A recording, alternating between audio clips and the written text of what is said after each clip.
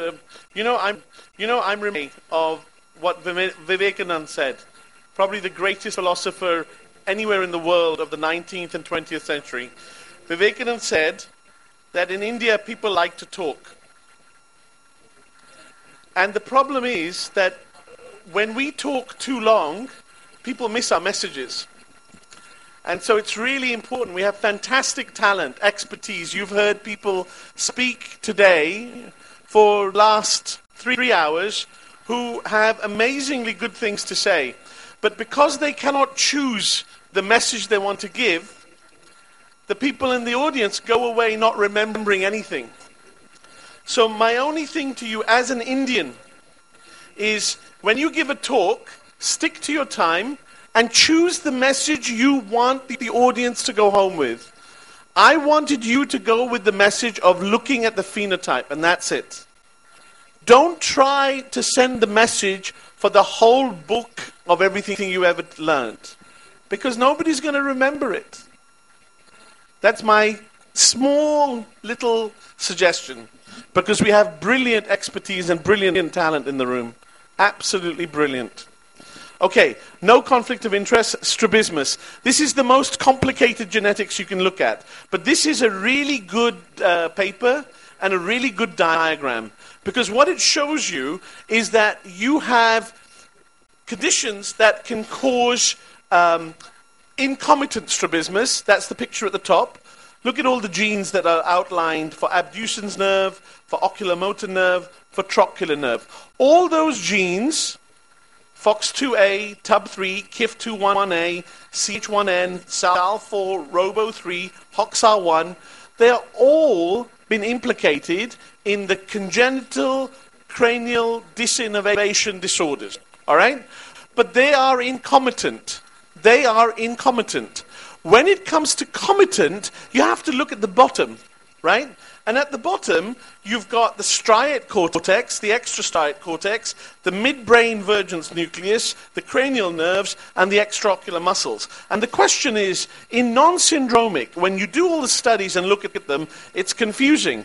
Approximately 26% of first-degree relatives of patients with hypermetropic accommodative esotropia will get strabismus. But when you do a big analysis, the genetic contributions to strabismus and hypermetropia are independent. Then Matsuo did a twin study, concordant studies, and they basically show that there is some genetic influence, because when there's monozygosity, 82.4% had strabismus, but multizygosity, that means that there's more than one egg, right? Then only 47.6%. So there is a genetic influence, but the majority of studies have noted that simple Mendelian models cannot explain the complexity of strabismus inheritance patterns. What does that mean for the audience? This is what it means. Listen to me very carefully. If you have a family where more than one generation has strabismus, collect that family. Because there will be a center, either in India or abroad, who will come begging to you to use that family to see if they can find the gene that might be causing that strabismus. If you have more than 5 affected in one pedigree, in more than one generation, that's a powerful family, right? Hold on to that family. And then when you come to meetings or you meet other people from India who have labs, talk to them. That's what it means for comitant. For non-strabismic strabismus, there is only one real gene that's known, or one locus, I should say, and that's the STBMS1. And that's it. Everything else is maybe it's there, maybe it's not there. So you have the possibility of making a huge difference, not only to ophthalmology, but for yourselves. So let's go back to this very quickly. The muscles, right? They can be absent. If you look at this picture, he can't lift his left eye up. Why? Because the superior rectus muscle is missing. This child has Apert syndrome. All of the craniosynostoses have this potential for absent muscles. He's got syndactyly with craniosynostosis, that's Apert's. This child's got a funny thumb with craniosynostosis, that's Pfeiffer's. This child's got bulgy eyes with normal hands, that's Crouzon's. But they're all caused by FGFR2 mutations. Craniofrontonasal dysplasia, girls with a split nose, a gap in the teeth, they have funny curly hair, and they get nail splits. Why is that important for you to know? Look at the eyes. When they look to the left and the right, the eyes shoot up. And what that tells you is that the pulleys are not normal. The pulleys are abnormal and the muscles are excitated. So if you just do an inferior oblique weakening, it's not going to work.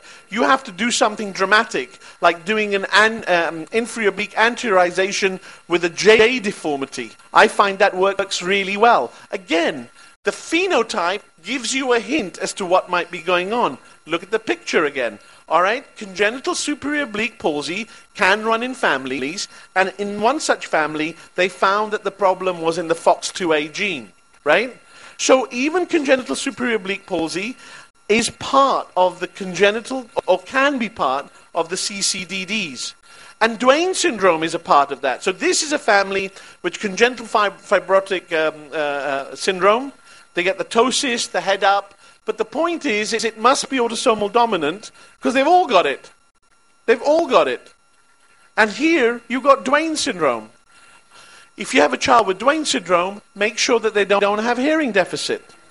So listen, strabismus, the genetics of strabismus, of concomitant strabismus, is unclear. You have the opportunity, especially if you have a dominant or a consanguineous family with multiple affected members, of making a huge difference. So think about it. Not because it might change what you're doing, but it might change what we do in 5 years. Thank you very much.